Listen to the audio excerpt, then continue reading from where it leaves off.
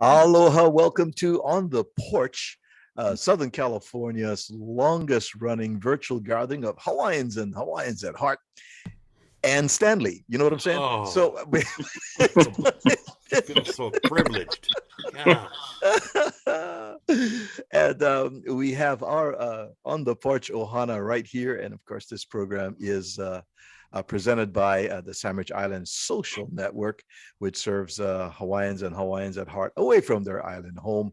And mahalo to the ohana joining us here this evening, every evening at Monday evening at 8 p.m. Pacific time, and freshly shaved. Um, coming in from the general area of Cerritos. Um,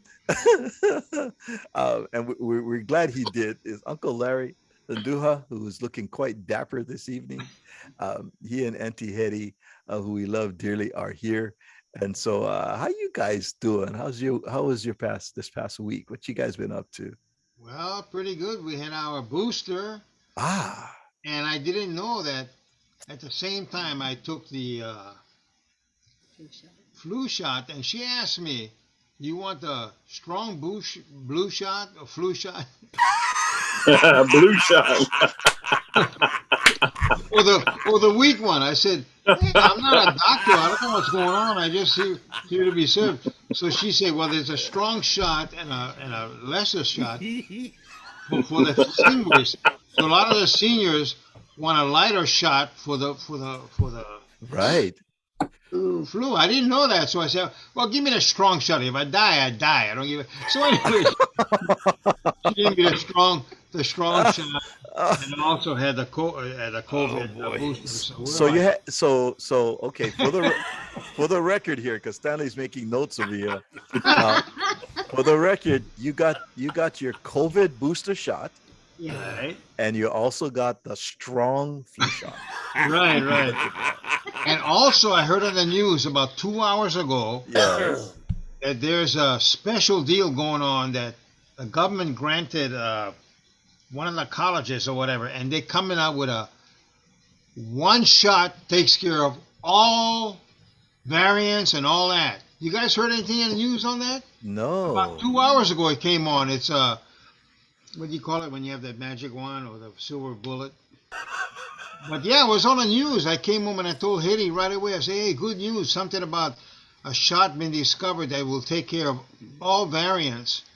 Okay. I do know there's now finally they have the CDC has authorized a very special vaccine, and these are for children 6 to 12, and now Stanley can finally get his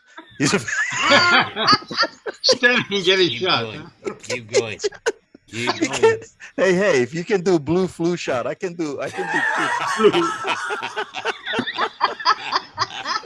especially when the flu shot is on the other foot, bro. Well, conversely, today, I decided today, well, over the weekend, that I was going to take a couple days off from working because I've been working some long hours, and that I would get my booster shot. And so I went to online to Kaiser, and they don't have any openings until December. And so I went, that's crazy.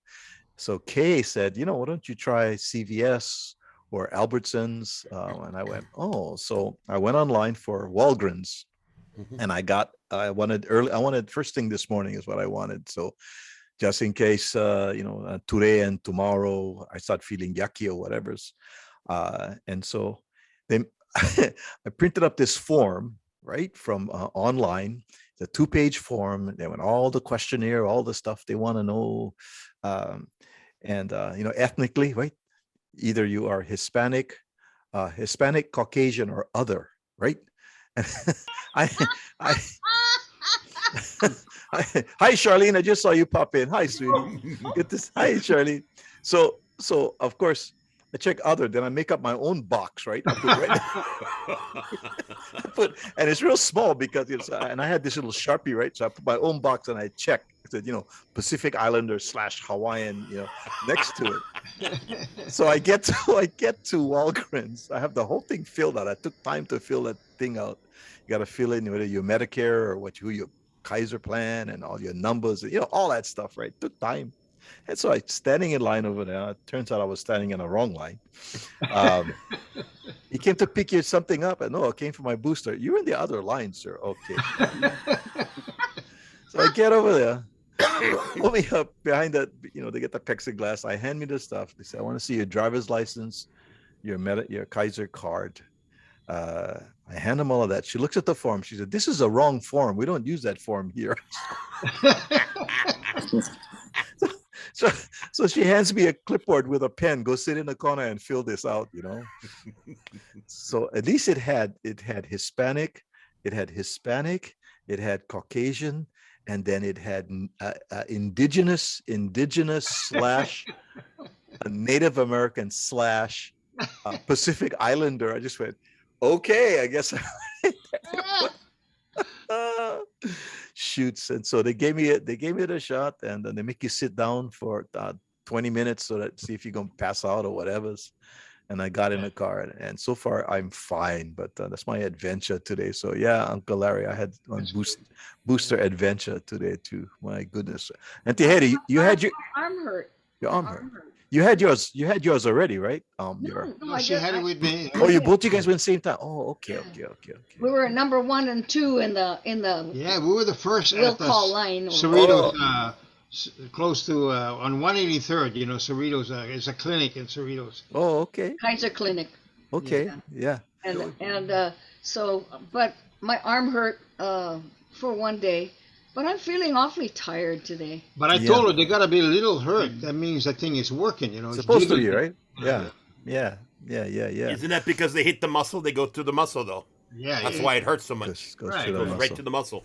Yeah. I know when I went over there, I asked for the booster. They said, "Do you want a booster chair for Stanley?" I said, "No, Stanley. Stanley does not." I try to give the professionalism that I am. Yeah. And, I can just bugaloo sometimes. I understand. Okay, no problem.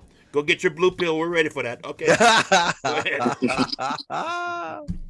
I am a little tired, but we had a great participation of my hula class at the Casimiro Kahele concert. How was that? Yeah, I missed you. Oh, Proud of all the girls. They did a real good job. Charlene, we were the ladies danced in the afternoon for show. sweet. And Okay. they did Waipio Pa'ia'eo for Kahele set, and then they did Puahoni for Casimiro set, and they used the Ili Ili, and they were, I mean, after the first what do you call them?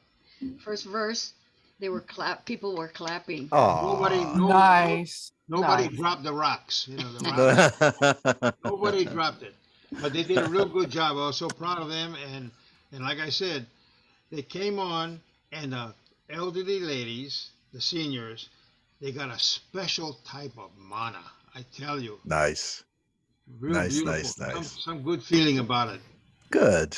Hi, Nancy. Thanks for joining us. Hi. Nice to see you. And Nice to anyway, see you. and then this week, what's exciting? I'm planning. Uncle Bobby's coming to play guitar and sing for live for my hula class. Sweet. They're so used to dancing with CDs. They're not used to dancing with live entertainment. So Right. it'll be a little bit different, but it'll be good for them. Nice. Very good. So I've been busy on that. Yeah, thanks Yeah. to Uncle Bobby coming over. Yeah. Yeah. Sweet. Nice to hear that. And let me see. We have we're gonna roll out this weekend to see Kavika Kahiapo and Yes, Bobby yeah, Madero. yeah. We're gonna make a Madero. Oh, there. I don't know if anyone saw the Aloha Friday last week with Bobby Madero. I haven't. It's Lono is working on the final to post it on our YouTube channel, but we dedicated it to Bobby Madero's mom and dad. His dad passed away in May, and his mom passed away in September. So he kind of had a double, whammy. And so I said, you know what, let's dedicate let's dedicate today's video podcast to your mom and dad. Let's talk about your mom and dad. And he had some great stories about his mom and dad. And I asked him, he does a lot of country western, right? He has the hat on and all, all this and stuff. Gear. And so I said, where did that come from? He said, you know what? My dad loved all things Hawaiian. I mean, he was a hardworking man. Our family had a landscaping business. And that's where I learned my work ethic, man. We work hard. My dad taught me. And then my mom loved country western music. And so every time I played Hawaiian music and I was playing someplace, she'd be in the back scowling until I played, some Waylon Jennings, or I played some, some country music. And then if I played too much country music, my dad would come over, slap me on the back of the head, say, "Hey, where you Hawaiian?" Like that. So his first solo CD, which is out now, away from the group Mauna Lua, which is highly, highly regarded. They won several hokus, and then Opua Lalea has been following their music and Bobby's music. But it was so nice to spend time with him. And I think if you didn't see it, when it hits the YouTube channel, or you can go onto my Facebook page, you can click on it. It's there. Funny, warm, had a few chicken skin moments where he kind of choked up a little bit talking about his parents, but it was really, really, really sweet. So anyway, we're rolling out to Temecula, gonna spend the night, gonna do a little weekender out there this coming weekend to see Bobby and Kavika Kahiapu, who was a guest on the Aloha Friday show maybe about a month ago, and that's another great Hawaiian as well. So yeah. Well, good, Auntie Hedy. Nice to hear the ladies enjoyed themselves and were well represented, and we feel a connection to them as well through you, because we know them, and mahalo for all that you do as well. Yeah. Charlene, good to see you. Did I catch you in the middle? Are you having your Trying dinner? to sneak that last cookie. Hang on a minute. Oh, Hang on. good. Hang on. Wait. Little rice crackers. Oh, yummy. Those are good. Yeah. What have you been doing there, Charlene? Keeping yourself Well, the night before the Casimiro tourist concert, my son and I went and saw Willie Nelson. oh So thinking of country western. yeah. It was fun. How was that? It was good. Much better than I thought. He was Yeah. in Irvine. He's 88. Uh-huh. And yeah, he worked through it really well. I was surprised. And his son was with him. And his son sounds an awful lot like him. Yeah. When the Avid brothers were with him. I'm not familiar with those. Folks. They're from North Carolina, I believe. Uh-huh. Kind of folky, kind of like, if you like Mumford and Company. Mumford and Sons. Yeah. Yeah, you know Okay. them. Okay. They're kind of in that same folky. Yeah, thing. Mumford and Wait. Sons are very, very, very. Isn't that a popular. moving company, Mumford and Sons? Isn't it? Yeah, really. Oh, never mind. Okay, never mind. Stanley Gomes. I thought they were a moving company. That's all. They used to have a moving company, and then Oh. I'm told a chair fell on one of their toes, and when he went like that, he said, "You've got a great voice," and then they started. Yeah. But I'll You know- be heading Ojai on Thursday. Hi. There's a storytelling festival. How that's neat. here. How neat. It's year 20, and I've gone to all of them. Wow. So it's nice. It's a nice long weekend up in Ojai. Yeah. I saw an interview with Willie Nelson not too long ago, and I was enjoying it. And he was wearing. It was in a studio. He was talking to some other musicians and stuff before they played, and he was wearing this T-shirt that said Maui on the front of the T-shirt. And I was kind of looking. I said, "Does that say Maui?" Because I saw the M and then the I on the N, and then when he moved around, and then when he turned around, it said Maui on it. And I said, "How cool is that?" Well, you didn't see the back part, did you, though? Because it said Wowie. It said on the back. It said Wowie on the back. Wowie on the back. You know, he supports all that kind of stuff. He so. does. Actually, Willie Nelson has a home in Maui. Exactly. He does. And he and Willie K would hang out with Steven Tyler from Aerosmith, and also the guy from Fleetwood Mac, right? Mick Fleetwood also with Willie K up there. Yeah. Mhm. Wow. Very, very cool. Well, very good. I'm sure you'll have a lot of stories to tell about going to Ojai, and we'll expect Yeah. we, It's a lot of fun. yeah. What kind of stories do they tell here? Because I'm interested It- now. Like it ghost stories depends. or There's like 10 tellers, and one does African stories this time. Two are retired ministers, and they do a lot of personal stories. But I guess in Virginia, there's a liars club. A liars competition who can tell the biggest lie. And this one teller, as a young man, won them like 5, 6, 7, 8 years in a row. And so his stories start off very normal, and then go off. go off. How cool. Some of the stories make you cry. They're personal stories. There's indigenous people that'll come every once in a while. And, Hey, I better sign up for that. I can tell Right, some we stories should do about some Hawaii. mo'olelo. I do. Yeah. Gotta represent. Yeah. I know. I thought if I was even brave enough, I could dance Ooh. and tell a story, because they do have swap times where you Yeah. can tell stories, and I've done that before. Cool. But I was Very like, cool. am I brave enough? Could I dance? I have faith in you, sister. I have every bit of faith in you. I think you could do it. Amaka, you know what I noticed, and a lot of people know, that the connection with Hawaiian music and Western country, the steel guitar, you'd be amazed. And Auntie Jerry, you guys know Auntie Jerry, our songbird singer, she started out, to me, she told me years ago that she started out, she was stationed in Texas, her dad was in the army, see? So she started singing Western music before she sang Hawaiian music. Exactly. And they really was, I was really surprised with that. But I see the connection with that steel guitar and that twang and all that, Right. Hawaiian music and Western music. Look out. And also what's synonymous, Uncle Larry, and I think we all realize that many of these country songs tell a story, right? They tell either of a broken heart or something that happened. And our Or broken truck. So the Hawaiians also, when we, our chants are always stories, right? And our songs are also stories too, on there. Like one time, Kamaka, this guy told me, Larry, how come Western music always talk a guy who fell off his horse, lost his girl, ended up in jail? They always say if you play a country song backwards, the truck gets fixed, the dog becomes alive, he gets out of jail, he gets back together with his girlfriend, Auntie Hetty, thank you for the note. Casimiro and Kawana argued over who was going to take what lei. Oh, really? Yeah. And Casimiro grabbed the green one, immediately put it on, because I didn't want to put it on them because they were all dressed for performance. Right. So I just offered them, the choices. Right.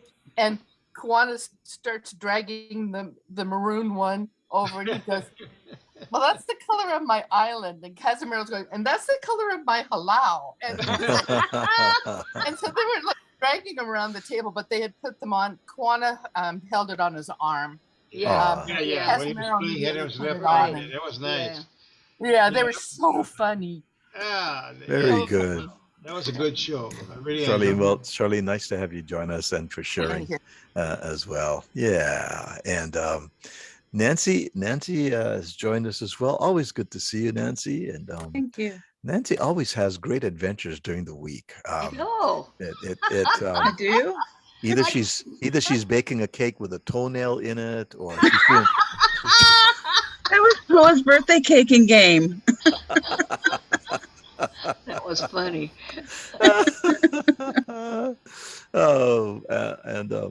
So I don't know, Nancy. I was going to ask for that recipe and share it with Marty, but I don't think so. But thanks for offering. I could share the recipe for fish and chips with you. There you go. Oh dear. What was that? Oh, Somebody's doing a zoom and a boom boom. That's Auntie Hetty's line. Hang on, she got a phone call. That's Auntie Hetty's ringtone. Auntie Hetty's She got a phone call. ringtone. Hang on a minute. Gotta turn that off. Hang on, Auntie. Yeah. She got a phone call. Hang on. Oh my God. That's funny. That's funny. Oh goodness. That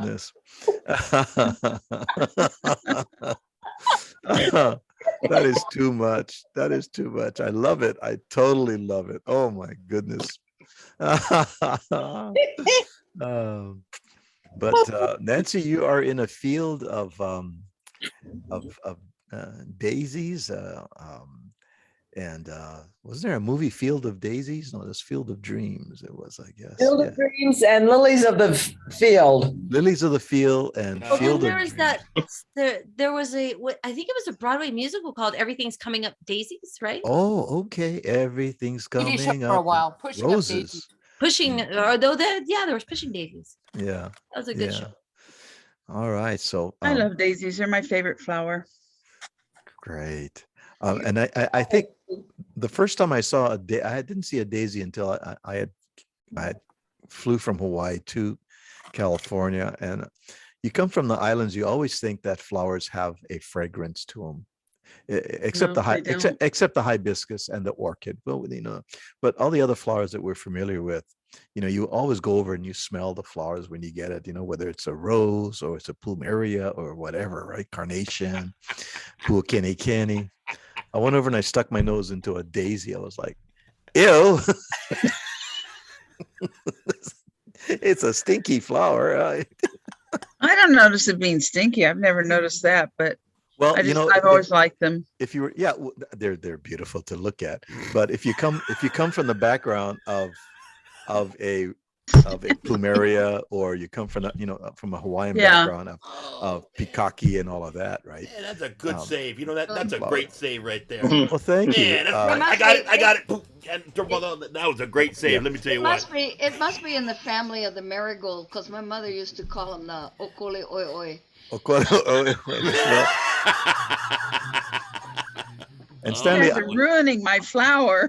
I'm gonna send a bird of paradise right over up your nose for you to smell. That's a good one, Stanley. I bet you had pollen all day, just I right had there. pollen all day. All these hummingbirds around you and the bees going. Hey, where are these bees coming from? And I've been traumatized ever since. I'm Oh telling my you God. what, I understand. And now you guys throwing shade all over Nancy's beautiful daisy background. No, Not no, at they're all. For great. shame, for shame. Yeah. They're beautiful. Thank you. Fabulous. Not at all. They're Fabulous. beautiful. They're Fabulous. beautiful. Oh goodness Side gracious. note, Nancy, did you get a haircut? Did you get your hair done or something? It looks different. You I look combed it. fabulous. I'm just saying. You look fabu. Oh, Right thank about you. now. No, I didn't do anything to it. And so Marty, you kept yourself pretty busy. How was Nappy's music this past weekend? How did that go? I didn't go. Oh, you didn't go. Oh, okay. No, I ended up not going. My Oh, all right. my right knee's giving me some trouble, so I knew I wouldn't be able to get around very Mhm. easily. Okay. But I'm just whenever he curious. puts it out, I'm going to promote it though. So. Sure. Yeah. I was just curious how that went as well. Oh, Yeah. and then his son Bo plays there next Saturday. Okay. Is that a new venue? I didn't recognize it. It's It's called. There's one here by my house that he plays at occasionally. Smoking Wood or Wood and Smoke or Smoke and Fire. Smoke and Fire. That's what it's called. They have believe it or not, they have a $30 hamburger. They have a $30 hamburger. Oh. Yeah, this thing. It has whatever it has in it, and then on the top of it is a full rib, beef rib with the bone sticking out. And Wow. but I think there's 4 of those places now, and I think Huh. one of the managers or the co-owners is friends with Nappy, Okay. and he wants the Anaheim one to be more, where they could bring in music and kind of up the ante for entertainment. Is there a daisy garnish on the plate? That's extra. That's extra. Because if they need garnishes, I know where we can get them. Actually, that was the flower fields in Carlsbad. Carlsbad. Mhm. Yeah. Oh, the flower Good, field. good. Yes. with all that Flower Field. ranunculus. Oh my goodness. Oh, I love that place. Well, I hope your knee feels better, Marty, and that you're kind of getting some treatment on that. It's either what you taking some anti-inflammatory stuff, or is it just? No, I haven't. No, I haven't taken anything really. I mean, I know I could feel it swelling up, and then the bad part is, as soon as I go to step down, there's like a stabbing pain. But doctor's already told me. He goes, "Hey, there's nothing we could do for your knee other than replacement." Got it. So cortisone or the gel injections. He goes, none of that's going to do anything for you. It's just temporary fix. That's all. Yeah, it's too far gone. I've already had 2 surgeries on it, so it's done. Got it. Well, take it easy on that knee, brother. Yeah. We need you around, man. You're an important part of our ohana here, man. And yeah. I was gonna hit up Uncle Larry real quick and ask him what he's thinking about this. Man, I'll tell you what, these Saturday college football is exciting. Oh man. Penn State going down to unranked Illinois, and I mean, you could just go on and on with what's going on this year in the college football. It's unbelievable. It's exciting every weekend. Yeah, what a season. Yeah. I mean, I'm really enjoying it. Saturday, I'm locked up on football all day. Oh, I'll tell you what. Don't bother Uncle Larry on Saturdays, man. He's busy. The Tashiros have joined us. Aloha, Tashiros. Welcome, you guys. Good to have you join us. And I think little one just had a birthday too. I saw that. So do we October babies? So wait, now do we have a teenager on our hands, or still was she not yet? No. She's 12. One more year. One more year, then you got a teenager. Tween. Oh. She's tween. She's a tweenager. Yeah. She's a tweenager. Anything between her. She's expensive. That was a cool bike. That was a cruiser, a beach cruiser bike. That very nice. Yeah. So she got that for Christmas and her birthday from last year, but she learned to ride for 2021. Nice. Very good. Very good. So you guys, all 3 of you, go out on 3 bikes on a family outing, riding, or we get you out there? No? You kidding me? Look at Stan's face. I was watching Stan's face. Come on, Stan. I want to see pictures of you on a bike, the 3 of you. The family that rides together. You know what I'm saying? Falls into a hedge on the side of the road together. Yeah. If you see me on a bike, I think the chances of even more rainy in Southern California is going to be greater. Well, you can get training wheels. This is true. I don't know how to ride. I mean, I've gotten on a bike and stuff. That's how he broke his elbow. Oh, that was long. Sorry here. People Knievel when I was a kid. But no, and if you see me running, you better start running too, because there's something really bad behind. Okay, Stanley, you took note on this because there's 2 things. Bike. Stanley doesn't bike, and Stanley doesn't run. 2 things. 2 things. And I don't do Stanford. And like the comedian John Panette, I don't. I'm just like him. I don't do ups. I do downs. Yeah. John Panette goes nay. Nay. That was by the way, he's because he's passed away, but what a great comic he was. He worked clean. I like the fact that he worked clean, and also he made fun of his because he was large of his weight, and if you ever get a chance to go on YouTube, look up John Panette. And great stories about get out of line. Goes to McDonald's. What do you want? Get out of line. Yeah, you go home now. You've been here for hours. Yeah. Eat vegetable. Eat vegetable. Eat vegetable. I played Stan the CD for Show Me the Buffet on our honeymoon, and he laughed so hard he couldn't drive. He had to pull over because he was laughing so hard. could not continue to it was so Yeah, he was so funny, and I'm so sorry to hear that he passed away. He had definitely some weight issues, and it was a health issue. And he was trying to maintain his weight. He lost some weight toward the end because I was following him, yeah, a little bit. But yeah, funny guy, funny guy. Yes. All right. Him, I don't do ups, I do down. I sit down, chow down, lay down. Yes, yes. Get down. Get Yeah, great guy, great guy. I was talking to DC this morning. We were chatting just a little bit, and he said he had to work. And I said, no worries, you are well represented. The Maka'ena dynasty is well represented by Tuila on the porch.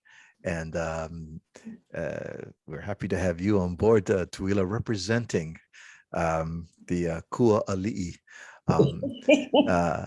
DC Maka'ena. And so you guys have had quite an interesting week as well. Yeah. So how's Kumu Randy doing? He is doing well. He's had a little bit of a minor setback. So he's got his foot bandaged because another ulcer developed.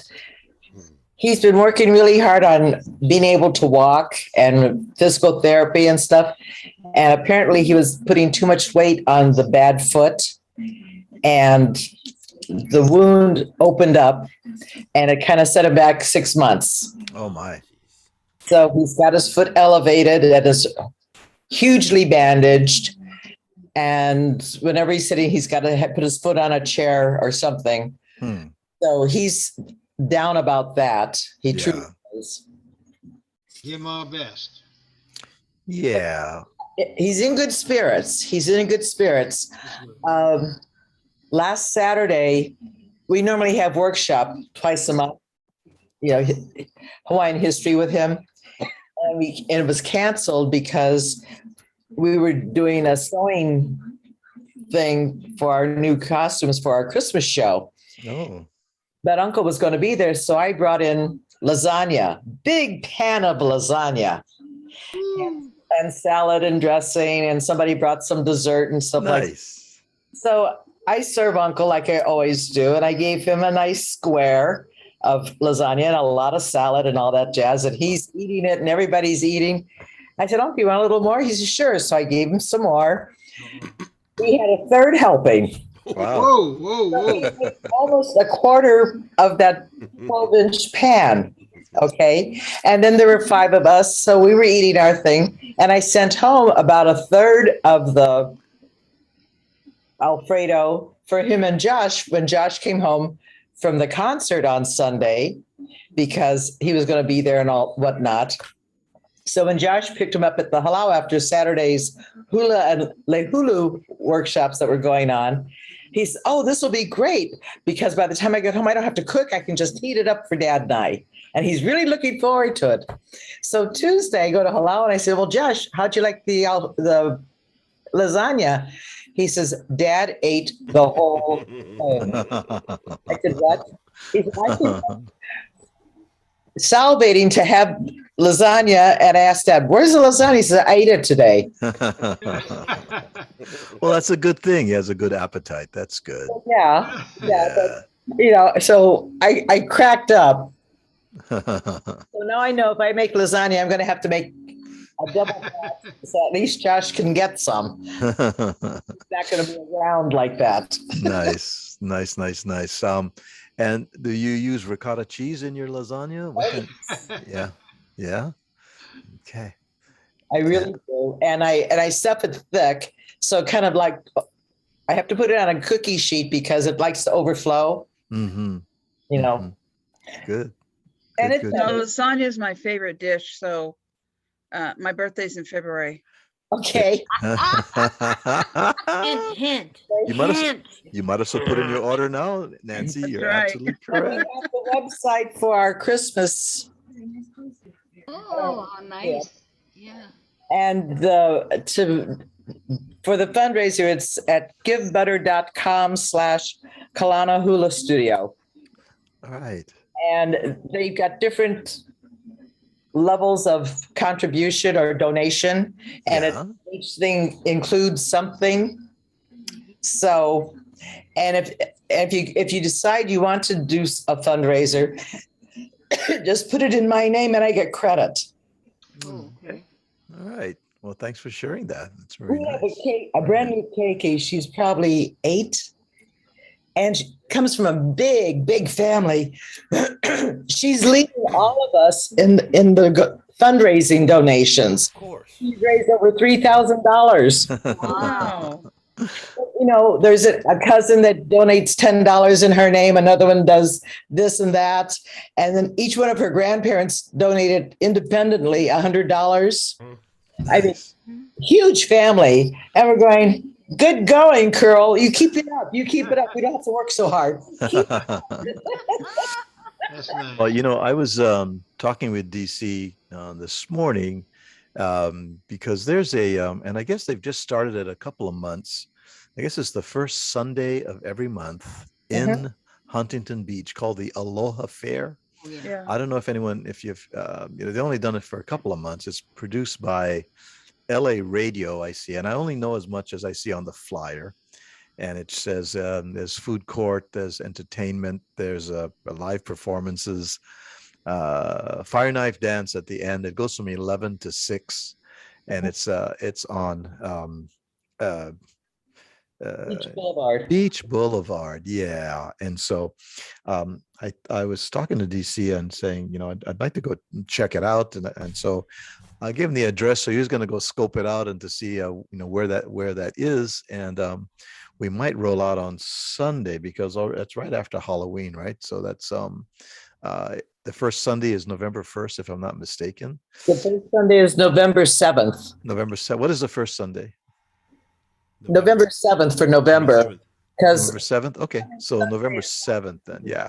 So November 7th would be, I thought that we would roll out and just kind of check it out and see, you know, it's a new venture that they do, and they want to do it every Sunday. So we had thought maybe if it was put together and run decently, that Sandwich Island Social Network might do a booth there and maybe do some, you know, as a fundraiser for us as well. So we'll see how that goes, but we'll check it out. So if anybody's around on the 7th on Sunday, between 11 and 7, roll out to Huntington Beach and let's see what's going on over there as well. You know, too good. So Mr. Stanley Gomes, you've been quite active yourself. Hey, Kamako, yes, I have. I was just checking out your sound system, and it sounds really deep there. You know, I like the sound. It's really kind of groovy, man. Well, thank so you. hang on to your shorts. Here we go. Thank you very much. That's what I've been watching you kind of Thank you. motivated on the mic there, and I Tito, really like that. You know, Tito, give me a tissue. what happened to Kamaka? Jeez, I'm telling you what. Goodness. All right. Well, first of all, mahalo for my package. I do appreciate it. Oh, you got an Aloha Happy. Yes, sir. I got a care package, so I Yes, really sir. appreciate that, sir. Yes, Thank you. Long time coming, brother. I appreciate that there. Thank you very much. I had to grab that from the postman real quick because it was raining. Yes. We didn't get as much rain over here like they said it was going to flood and all that stuff. Aerial rainfall was very low. They said aerial flooding. I don't know what aerial flooding means, but I guess it comes from the sky. Generally. Right? I mean, it's knew? never come across as a tag aerial flooding in your area. Right. I'm like, well, okay, but I'm indoors, so is it going to rain indoors? Or I was kind of confused with that. I wasn't sure what Noah was trying to tell me there, so I was like, area flooding, okay, interesting. So, yeah, but we... Stanley, do you remember the antenna aerials that were on the hood of the car? Oh, yeah. That's what they're referring to. Oh, see, I knew it was something like that. I wasn't sure, though, Auntie. Thank you for clarification. I appreciate that. Yeah. That was good clarification on that one, so yes. Stanley, if you need that, we've got a bridge that we can sell you in Arizona. Oh, I'll put some money down on that, no problem. You know, there was a interesting article that was published by Hawaii Public Radio, and It actually was just published October 22nd, so a couple of days ago. And it asked the question, and Pulalia and I were having a conversation about this earlier. And it asked the question, what is hula? Who is qualified to teach it? And there's a new declaration signed by 200 kumu hula that spells it out. Kind of interesting. And there's a little bit of a recording here that I'd like to play. And I thought it was really interesting. And I'm going to play it now, and let's listen to it for a second. Read the article. We are ultimately responsible for the health of our haumana and their families. Kumuhula Kodi Pueopata is one of the organizers behind Huama Kahikina, a coalition of kumuhula. They originally convened to find a cultural response to the COVID pandemic. Then the conversations deepened. And the discussions led to worries about hula in modern times. But they're the same topics that has plagued kumuhula for years and years and years with no result. Esteemed cultural advisor and kumuhula Hokulani Holt says, as hulas become more popular internationally, teachers and styles proliferated outside of accepted hula traditions. So we took everything and we decided, let's see what we can do to bring some result. You folks were seeing people were doing motions and singing songs that just did not match out there. That must have been a little painful. No comment. It was painful. It continues to be painful. About 60 kumuhula convened this past August to deal with what they saw as ignorance and exploitation of hula and its traditions. They drafted a document clarifying definitions, protocols, and responsibilities involved with hula. Then we had a strategy support team of 1 kumuhula, 1 strategist, and 6 lawyers fine-tune it into the draft that we sent to all registrants. Altogether, 200 lineally acknowledged kumuhula came together to say, we unanimously ratify and support this as our statement about ourselves. The Huama Kahikina Declaration on the Integrity, Stewardship, and Protection of Hula defines kumuhula as acknowledged descendants of hula lineages. Holt says kumuhula are the only appropriate people to teach hula. One of the important lines we drew in the sand is that you folks out there need to recognize kumuhula as the folks that have these knowledge bases. Pata contends, even in hula's homeland, recognition and respect are sometimes forgotten. And it's the official state dance of Hawaii, yet there is little to no public funding or facilities for hula. Holt says today, the government, organizations, and others expect venerated professionals to apply their expertise for free. For some kumuhula, I have to admit, these are hard conversations. They don't like to talk about this, and they won't. As for what to call the swaying and gyrating that is not hula, these kumuhula say that's lowercase hula hula. For more on this story, check links on the Hawaii Public Radio website. For HPR News, I'm Noe Tanigawa. Interesting, yeah.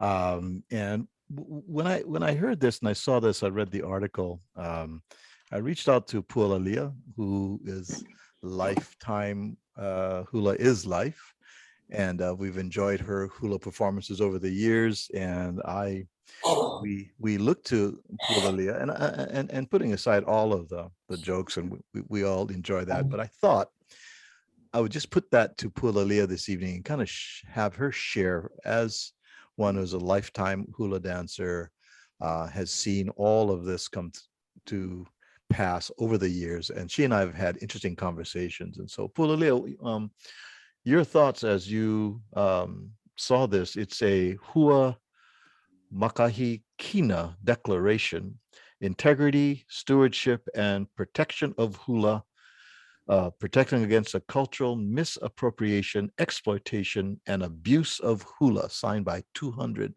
kumu hula. You know, also, 200 seems like a large number of kumu hula, right?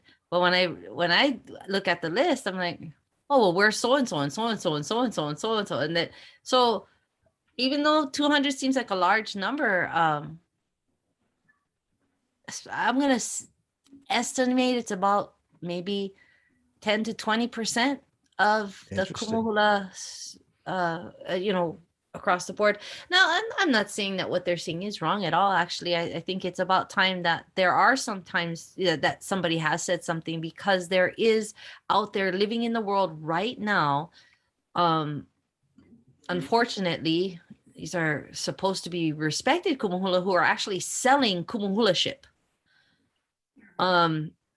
And a lot of the kumuhulas that we do know have engaged. Not saying that their mana'o is wrong, not saying that, but when I look at someone that says, "Oh, I gave $5,000 to this kumuhula, and now I have this piece of paper that says I'm a kumuhula," and I said, "I've been studying since I was 3 years old, studying, not just dancing, it's studying, and I still don't have some piece of paper, because no matter how much I think I know, I'm always going to need to learn more, because in my opinion, hula is infinite. There's many lineages of hula. There's actually the creation of hula and all of that has different schools of thought as well. Our ancient hula was a very large part of our theological system. We had our pantheon of gods. It went through a very, I call it a sad time. It just depends on how you look at it. For almost 80 years, hula was illegalized by the Christian missionaries that came in. And then by the time hula came into its resurgence, by that short period of time, well, it seems like a long period, but it was a short period of time when you look at the entire timeline of hula. By the time Kalakaua said we need to allow hula back into the limelight, things changed. Our entire society in Hawaii changed. The ukulele was invented. The meles were changed. You bring up country music. The paniolo music was based upon the the Portuguese kach type music. All of that had developed. So by the time Kalakaua had lifted all of these bans on hula, our music had changed, our hula had changed. So you have, in my opinion, you have two eras of hula. You have your kahiko era, great. And now you have your awana era. And I think they have their purposes, in my opinion. The hula kahiko is a great way for us to chronicle our history. Also, it mapped out our akua system. Hula awana, total entertainment, but it also had such ties to our aina and our ideologies. As I always say, I always preach, I'm always on my soapbox and telling everybody, hey, you know what? Everything begins and ends in nature. And we were of nature. We were born of the earth. We're not above it. We're not at the top of that food chain. We're part of that food chain. That is the Hawaiian mindset. That's our methodologies. And our Hawaiian mele constantly talk about that. We refer to different flowers as, and the kauna behind them are representative of other people, places, things, whatever. Talk about leis and the, rain. Rain has 5 million different ties to whatever, any kind of other condition or element, because it's cyclical. It all kind of impacts each other, right? I do believe that it is great that somebody has finally said something, because like Kumuho Kulani said, it wasn't something that's talked about. It never was. And that also is a methodology of Hawaiian people. They they weren't very how do you say, forthcoming with all the information, because they believed certain people had the kuleana of certain information, and if it wasn't information for you, it didn't belong with you. So you weren't getting that information. I kind of like that. When people say stay in your lane, that's what they mean. Stay in your lane, bro. Mind your own business. We're your own thing.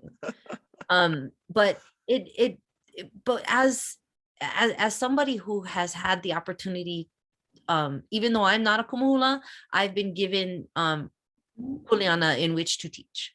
And I was told by my kumu that even though I don't have my I didn't puka, I didn't uniki, whatever, I have the ha in which to teach, because just because you're not a kumuhula does not mean you can't actually teach. But there was kapus on that. I cannot teach anything that was foundational from our halau, all the kahiku kind stuff, and then all the stuff with the akua, the aumakua, all of those. Ole. So when I do teach, I coach. I've given many workshops all over the world, and I've seen some of these hula studios. I call them hula studios, even though some of them, they call it themselves kumuhula and they give them names of halau. I'm like, no, you're a studio, because you've pulled apart our cultural ties to hula and only used it as a form of entertainment. And I think that's what the stand is right now, where it's like, no, we can't. We can't just have it as a form of entertainment, because it's such a very large slice of the entirety of our culture. In my opinion, hula actually encompasses every bit of our culture. And through all of our meles, through all of our protocols, through all those things, hula encompasses, addresses, talks about, and whatnot. But there are a couple of those kumus that come out there and they take their people to competitions, and they've never had formal training. So that's when information gets, I don't want to say misappropriated. It's just the information that they try to convey is actually just dead wrong. And do we want to do that? I don't think we want to do that. I don't. But I love that hula gives life to so many different people, regardless of whether or not the person teaching it is a kumuhula. I teach hula at Hilton. Everybody knows that. I do have some hula practitioners that aren't on board with that. They don't like that. And I said, well, I teach from a very particular angle, and that angle is you're not getting any of the sacred information. You're getting the entertainment section. We're only doing this hapa haole song. It's just for you to understand the movement of hula, not all of the what I call the kahua. The kahua is the foundation. Yeah. But I love that it gives so much. One of the things that I super enjoy, and this also includes you and Auntie Hetty, is so my sister Puni, she was given her ha. She didn't officially uniki, but she did get her ha to be a kumuhula, and she has her kupuna club.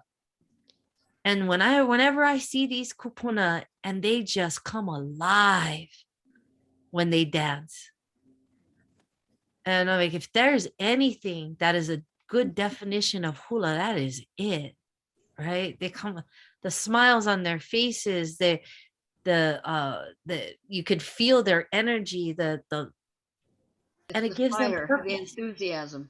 Yeah, it gives them purpose. And you know what? That is exactly what Uncle Larry had said earlier early in the conversation. Uncle Larry had said, just to watch these ladies and just to see the smiles and to feel yes, that feeling, that it is something that is just You're making me cry. a beautiful I'm thing. trying not to cry too, Auntie. Yeah. I believe I'm trying right now, because then Stanley gonna talk crap on me.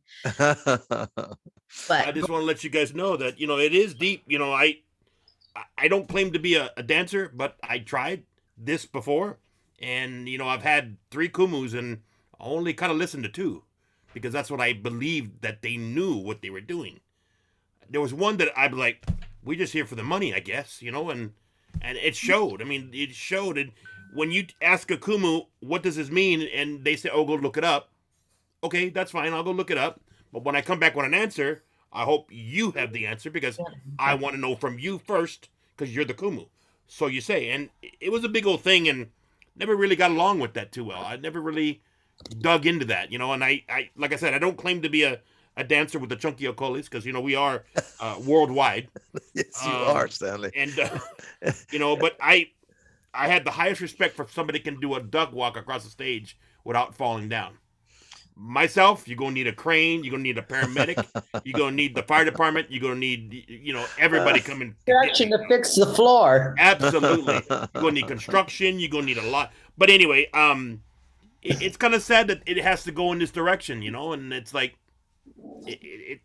I don't know, there's no words for it. There really is no words for this, and it's just kind of sad.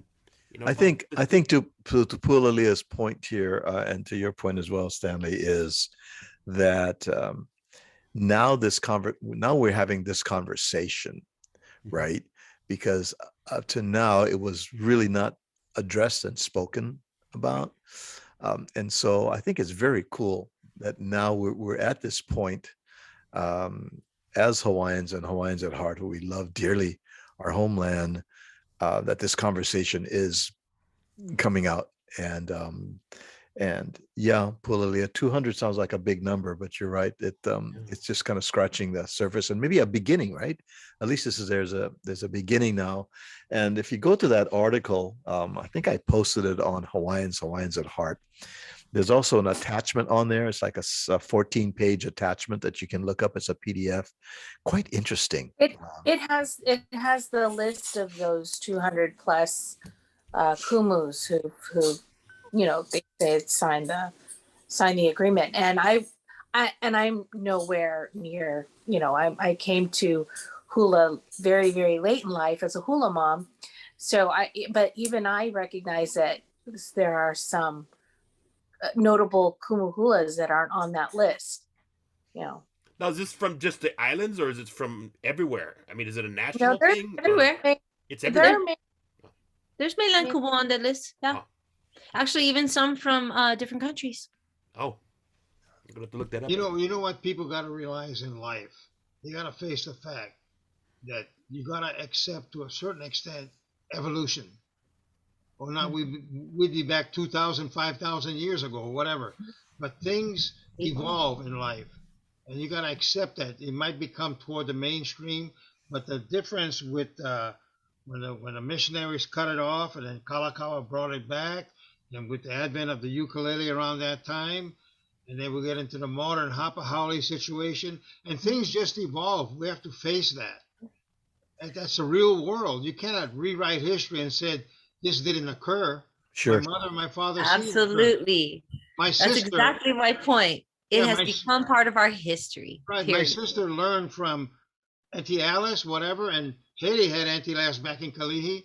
My sister moved to Pololo with us, and then she continued. But we have to realize that things evolve. That's life. We'll still be in a stone age. True. Mm-hmm. Well, that goes with music as well, because I know some people who play, strictly Hawaiian music, and they will not touch, the island reggae, or they go, hey, that's not Hawaiian music, and they're it's not Hawaiian music. It's not. Well, yeah, and but you look as many Hawaiian artists that now sing that music. Right. And perform that music. Well, I got a few buddies that you couldn't get them to play any of that music if no amount of money. Right. Yeah. It's just what? That goes along the lines of right now everything in our culture, because we have these people that are embracing all of the new stuff that it's evolving. Like I mentioned, shoot, things change so much. It's part of our history. And Uncle said, shoot, evolution. You got to come to it happens, right? But you have this modern embrace everything. Then you got those purists that are like, heck no. And I'm like, but hello, societies evolve. We're as a culture, we're a Hawaiian society. We had to evolve too, right? Yeah, I'm not a big fan of people thinking that island reggae is Hawaiian music. Those are two separate things. Don't get me wrong, I love the reggae music, but I keep saying that's not our music. It doesn't belong. I wanted to just kind of share something here, talking and kind of Stanley, to your point, Stanley.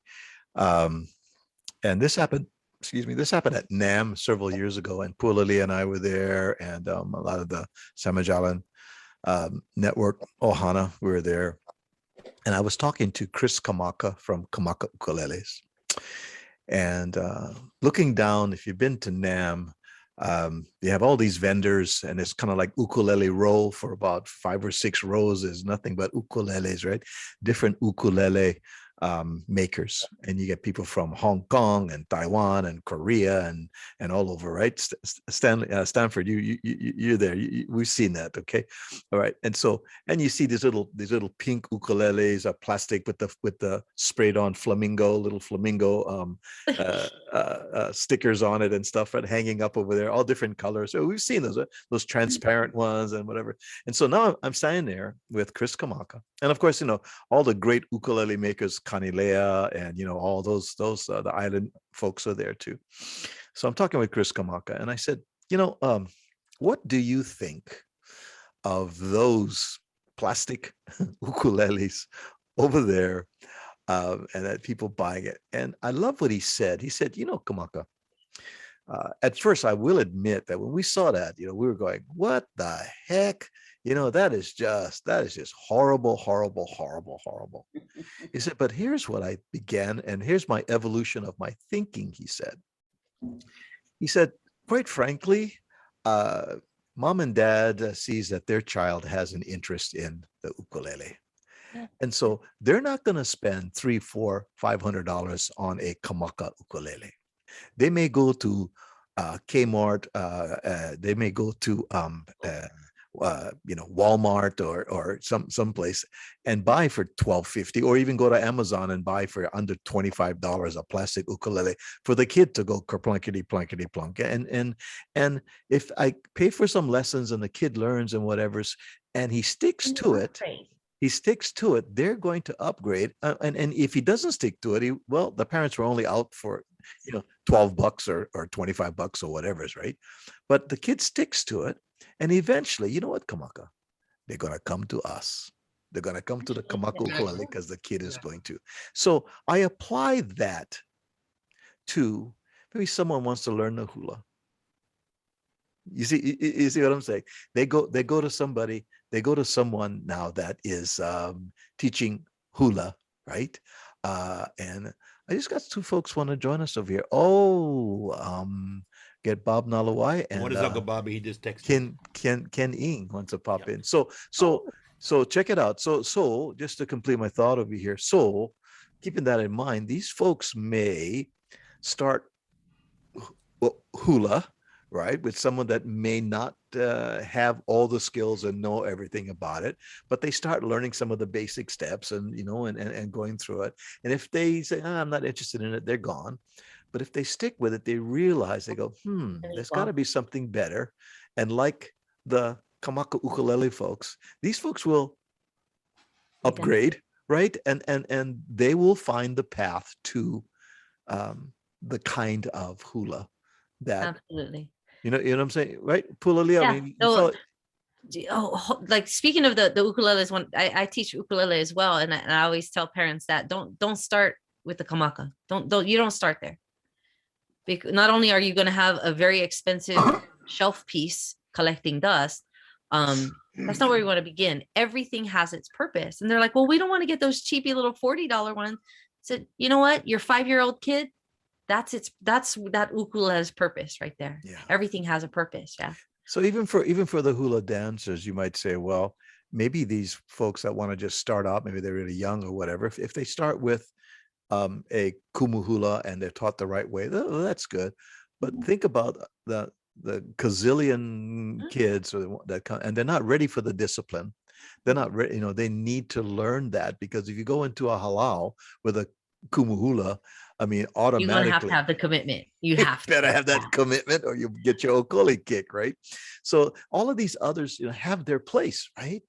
As folks, and sometimes Pulalia, she'll send me, did you see this thing on YouTube? That, oh my God. And she goes, and she sent me the link, and I'll go, oh my God, you've seen them and I've seen them too as well.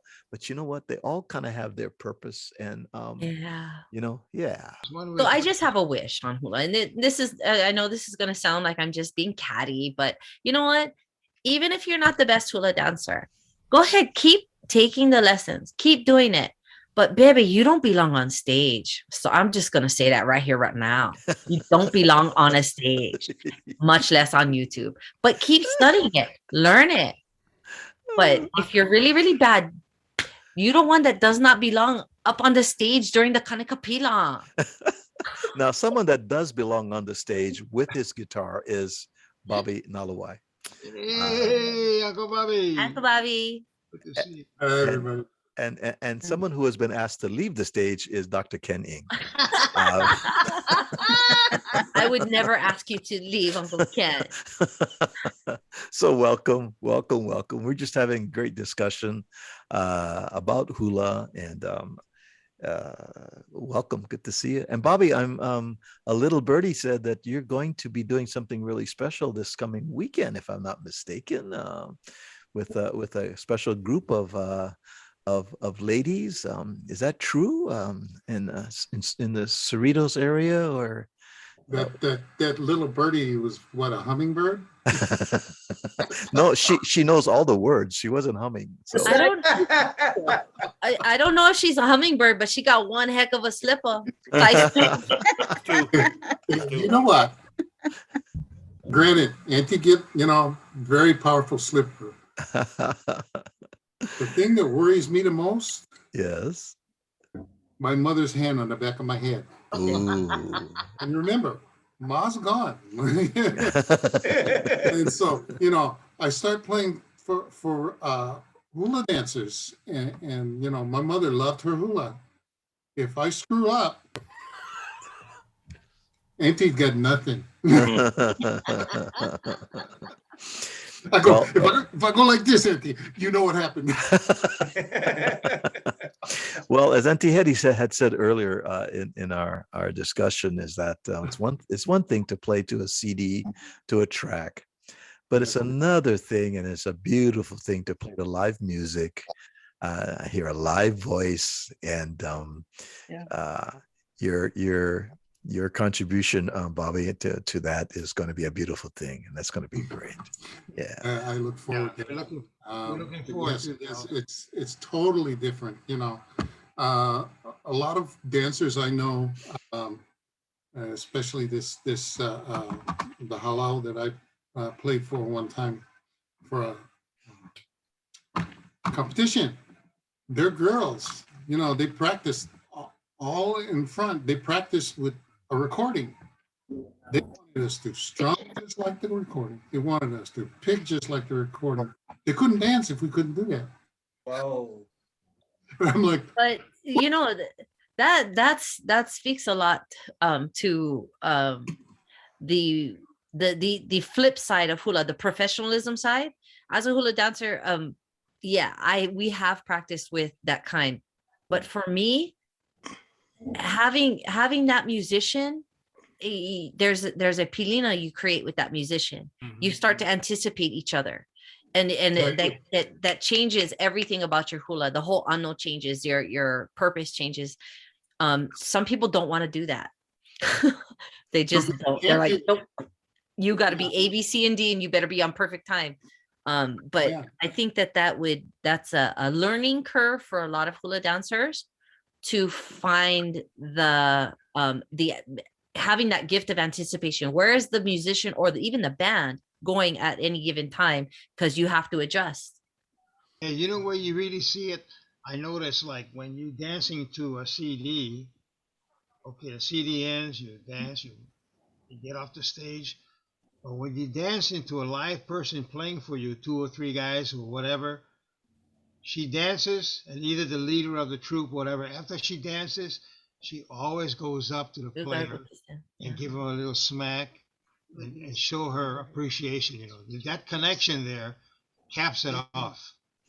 Exactly, and that's Pululia, to your point, that pilina, that connection, that and you've created that moment that is not going to be repeated, because it was a creative expression in that moment, which made it so special, because the way that musician played, the phrasing that was played, the feeling that was had, the movement of that dancer, that was a creative moment that is so special. that will not be repeated, because next time she dances that, it's going to be just a little bit different because the phrasing and the breathing and the feeling, right? And I totally mess with the musicians over here on the Kona Coast. When people ask, oh, hey, who do you dance for? Like when I have gigs and stuff, I'm like, I don't dance for anybody. Yeah. They're like, yeah, but you know, who's the musician? I'm like, yeah, no, they play for me. I don't dance for them. They play for me. Yeah. Understand that. And they're like, oh when- God, she's such a diva. Just sit down. And when you finish the song, when they finish dancing, they can't kiss a plastic disc. They gotta kiss a human being. Yeah. Yeah, well, actually, that's one of the dangers of being a hula dancer with some musicians. Let me just tell you. Sometimes it's not just a kissy. It's not just the kissy kissy. And I'm like, brah, touchy one more time, I'll break your arm. Then there's that. Really right up it. Like I was saying, when the musician has a connection or with a group has a connection with a dancer, it is such a magical moment. Because I remember I got to experience that once at a competition, was it Yaikala? And this was my second time ever playing for a halau. And so I was nervous and extremely nervous. But then as soon as we started playing and we're looking at the dancer for a soloist, we had all of a sudden I could feel that connection and we could anticipate each other's moves. And it's like we were just one, Exactly. Symbiotic relationship. Exactly. Yeah, and I remember after we were done, we got off stage and all that. All of a sudden I started crying because I was just so happy. You adapt to each other. Definitely. That was an unreal feeling. And I miss that feeling. Mm-hmm. Yeah. Beautiful. I love this conversation. You guys, this is awesome. You're not gonna cry, are you? I know. Don't cry like before. Please don't cry. Come on now. I'm about to, but you know who's gonna stop me from crying is Dr. Ing. Dr. Ing. Dr. Ing. Well, I have to tell you that Uncle Bobby, I mean, he when I did Hukilau, he was right on. Is that right?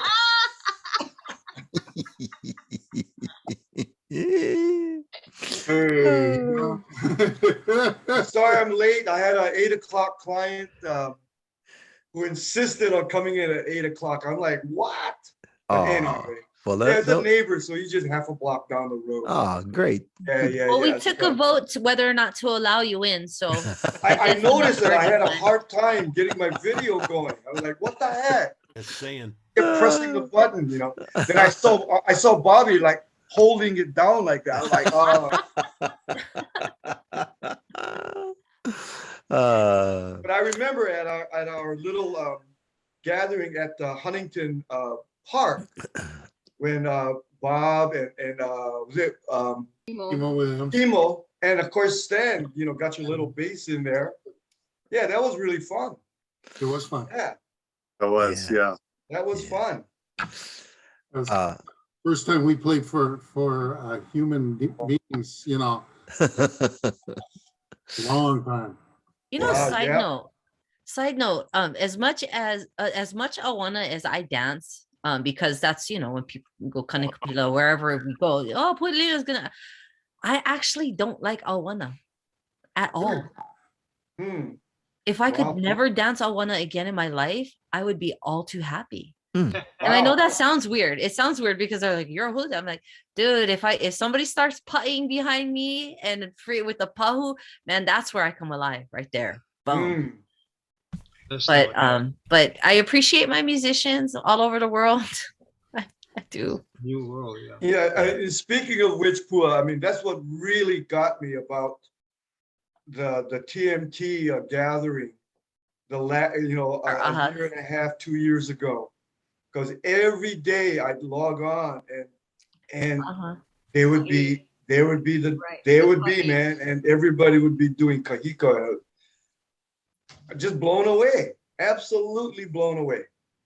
Yeah, and well, you missed the earlier part when we were talking about the, the evolution of hula and kahiko, the reason hula has these different schools of thoughts and why it had evolved in the way it was because kahiko was such a big part of our theology system.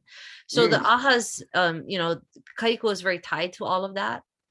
And that's why I don't teach that, because I haven't been puka through. I'm not a kumuhula. I haven't, so I refuse that part. That's for the serious hula dancers. That's the sacred part of hula.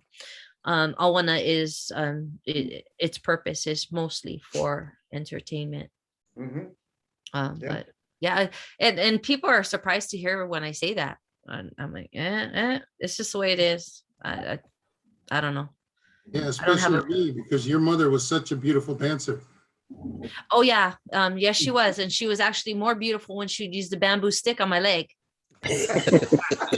Probably deserved it though.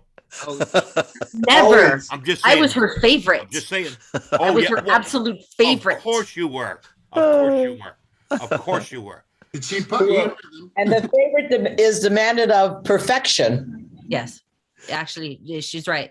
My older siblings, all they do is mess around, screw up, get in trouble, do all kinds of stuff, and she would. It seemed like she would just let them do whatever, but not me. I don't. I was just like, what? Oh, not you. No. It wasn't my kumu who was strict with me. It's my grandpa. And if I screwed up in class, he had a willow switch, and I'd get it right in class, right on the back of the leg. I mean, yeah, So I'm dancing. The tears are running. No, cry you. I was wondering if Pua, did you see the movie Haumana? Have you seen the movie Haumana? I have, yeah. Actually, I interviewed the producers and some of the actors are my friends. I mean, I don't have the perspective that you have, but watching that movie, I thought was very informative and I mean, just the whole movie was very well done, and definitely a strong message. It was well done, because it did follow along the lines of kuleana as far as hula and all that stuff. There was a lot that wasn't put in there, but I understood that because that's the sacred part of hula. Yeah, you don't pass that on, but yeah, that was actually one of my favorite movies when it came out. And then unfortunately the writer, director, producer passed away like a year after that came out. And I was a little bit devastated. He was a dancer with Nakamale under Kumuhula Ulubehi Casimiro, Uncle Robert Casimiro. But that was a wonderful presentation, because it's common to have people like that who don't want to be involved in hula because it's too hard, there's too much. So that's actually where a lot of these hula studios come from. They don't want to take on the responsibility of the sacred part of hula. So they stick with the Kodak Hula show, cellophane skirt, coconut bra kind of ideal. I understand that only to an extent, because I wasn't given a choice. But if I were given a choice and I didn't want to stay with hula, I probably would have been hula studioed out totally. Yeah. I like the movie where he was least interested and didn't really care, to then totally submerging into the culture and the meaning and coming out on the positive side of that. Kamaka, let me tell you a little story here. I'm so proud of the Hawaiian culture and the people who really like to at least be a small part of it. I was still working and I was going to go on vacation to Hawaii. When Larry goes on vacation and goes home, a lot of the people at work, they know about it. So I get to Hawaii and we stayed at the hotel, and early in the morning I get a phone call. And it's from my friend Ralph, who's also from Hawaii. But the guys got to him at the United Airlines and they said, hey Larry, can you go buy 6 ukuleles? I said, 6. He said, yeah, made in Japan or whatever, or Hong Kong or China or whatever. Just get 6 ukuleles. His nieces and his daughters wanted to get a ukulele. Okay, so I get the ukuleles. We head back to the mainland. I give it to him. He distributed the ukuleles. But guess what? He missed one of them. And that girl felt so bad. So what I did, as soon as possible, I special ordered another one that came to make her happy. But it was so nice to know that they were interested in Hawaii culture. Yeah. And they all got these ukuleles and everybody was happy. But he said, hey, Larry, thanks a lot. You saved me because I missed one of my nieces. I distributed. They're supposed to be 9 and only got 8 or 6 or whatever. Right. But they really told me, hey, they're really interested in our culture, and that's nice. And that starts them out, however small way. Absolutely. Absolutely. Just jumping on from Texas. Just in Texas. from a remote location in Texas is none other than our brother Bubba over here. What's up, Bubba? Aloha family. It's about time I catch everybody and be able to jump on and say, how's it? Oh, I'm nice. so glad to see your face, brother. Nice to have you join us. You feeling better? You feeling better? Good. I am. I'm still dealing with a little cough, but for the most part, this bug are not going to hold this Portuguese back. Got it. Hey, your beard looks good, bro. Like going Billy Goat. Yeah. Looks good. Stanley, don't get jealous, Stanley. Miss you guys. Miss you. So you guys been getting a bunch of rain, that storm coming through, or has it passed you guys by? No rain? It's coming. Ole. It's coming. I think it's heading you guys' way, right? I think Yeah, it should be headed your way. Yeah. Well, if it does, that's good because my car needs to get washed. Yeah. Well, we pretty much come to the end of our time together here, folks. Love slide in right at the end. Yeah, Bubba. But Bubba, maybe share with us a little bit. You always have some nice positive thoughts in terms of us as a family and us as Hawaiians and Hawaiians at heart. You always have just a real nice thought. And why don't you share with us something in your heart right now, Bubba? Right now is just being thankful, after dealing with the COVID, for the past 3 weeks, and being thankful and being able to even get a chance to jump on and just see all your faces. I'm very thankful for God's healing. I'm thankful for his blessing. I'm thankful for the overwhelming outpouring love that I have received via, Facebook, text, calls, whatever. Marco Polo. Marco Polo. That's the inside joke with me and Bubba. We get on Marco Polo and we exchange songs at least once a week. Yeah, we serenade to each other. But no, if I had to leave a positive thought, always comes to mind is Proverbs 3:5-6. Trust in the Lord with all thine heart. Lean not unto your own understanding. Acknowledge him in all thy ways, and he shall direct thy path. No matter what we face in life, he brought us to it. He gonna get us through it. Each and every one of us have a testimony that we have been through physically, mentally, spiritually, whatever the situation may be, but we still come out victorious because who we serve and whose child we are, not our earthly parents, but our spiritual Father in heaven. He gives us the strength every day we open our makas and we keep pushing forward. It's because of him. We do what we do in Kamaka. I told you before. You do what you do, bro, because God has put you there. Poor, you do what you do with the keikis, chuyo lelo.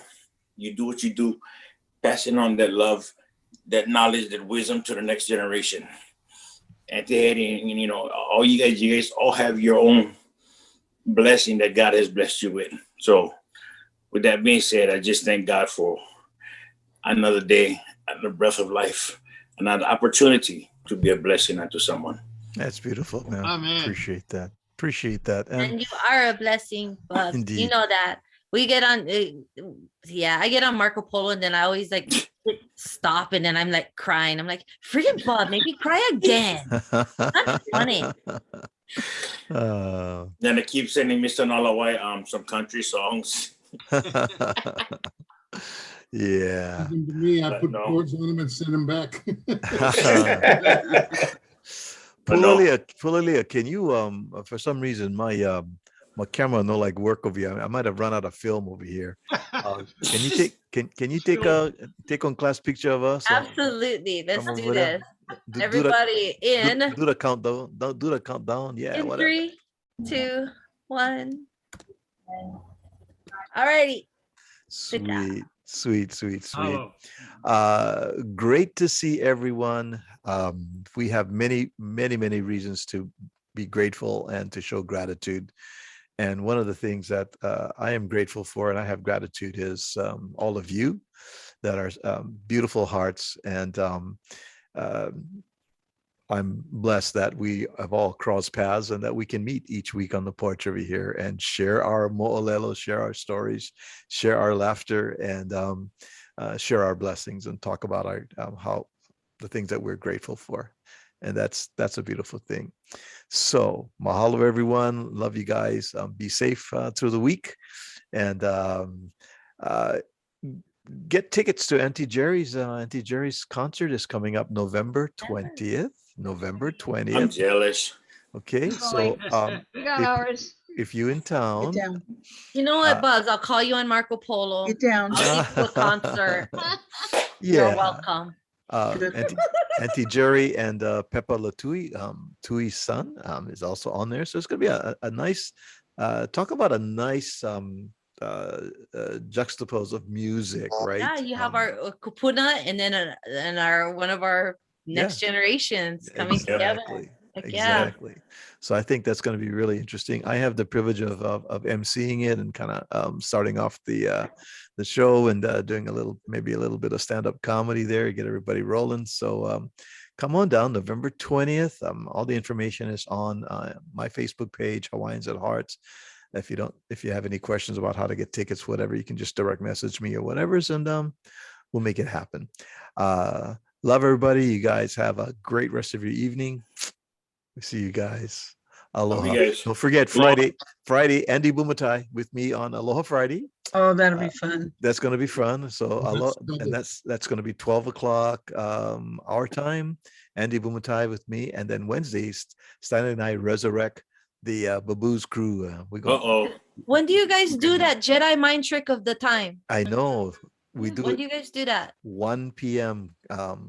Hawaii time. Stanley. 1 p.m. I'm doing the mind trick on her. He's doing it now. Yes. Did you get that? Oh, you know that daylight savings thing. When you guys do that? Please. It's the Jedi mind trick of time. When Stop does that? it. I don't know. Coming up. When does it come? It's coming up sometime, but not yet. Boy, it's called Hawaiian time for. Yeah, not yet. November 7th. November 7th. November 7th. So that's that Sunday. Oh, okay. Yeah, that's a Sunday. Yep. All right. And what? Let's see. You spring forward, and then we Fall go back. Fall Going back. back. So we go back. Wow, okay. Stanley, fall back, not fall down, Stanley. I'm gonna chip back. Yeah, no worries. I chipped on something going backwards. Yeah, I get it. All right, everybody. Love you guys. all. Take care. Ahuiho. Aloha. Aloha.